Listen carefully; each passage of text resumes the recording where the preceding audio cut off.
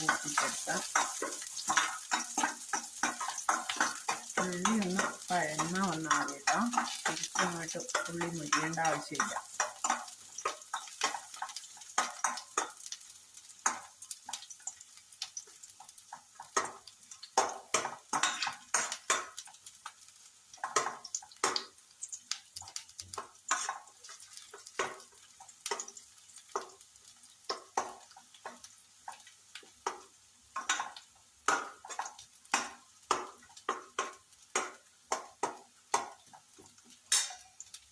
നമുക്കിതിലേക്ക് ആവശ്യത്തിന് മുളക് പൊടി ചേർത്ത് കൊടുക്കാം.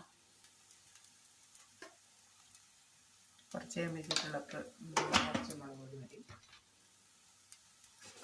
ഒരു സ്വല്പം മല്ലിപ്പൊടി, ഒരു ഇതുണ്ടോ ചെറിയൊരു സ്പൂണിന് 1/2 സ്പൂൺ, ഒരു 1/4 സ്പൂൺ മല്ലിപ്പൊടിയും കൂടെ നമ്മൾ ചേർത്ത് കൊടുത്തു. ഇതിൻ്റെ പച്ചമണം ഒന്ന് മാറി കിട്ടുന്നവരെ നമുക്കൊന്ന് വഴറ്റി കൊടുക്കാം. റെഡിയായി.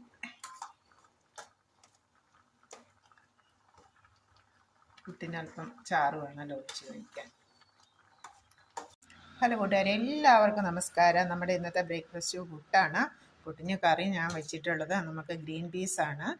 കടല എന്നും വെച്ച് മടുത്തു എല്ലാവരും കൂട്ടി. ഇപ്പോൾ വെറൈറ്റി ആവട്ടെ എന്ന് വിചാരിച്ച് ഗ്രീൻ പീസ് കറി വെച്ചു. അതാ നമ്മുടെ ചായയും റെഡി ആയിട്ടുണ്ട്. എല്ലാവരും വായോ പ്ലേറ്റിൽ എടുത്ത് വെച്ച് നമുക്ക് ബ്രേക്ക്ഫാസ്റ്റ് കഴിക്കാം. നല്ല പഞ്ഞി പോലത്തെ സോഫ്റ്റ് പുട്ടാണ്. കറിയും സൂപ്പറാണ്. കറി വയ്ക്കുന്നതൊക്കെ ഞാൻ വിശദമായിട്ട് വീഡിയോ ഇട്ടിട്ടുണ്ട്. എല്ലാവരും കാണണം. താങ്ക് യു കൂട്ടുകാരെ. Thank you. നമസ്കാരം എല്ലാവർക്കും.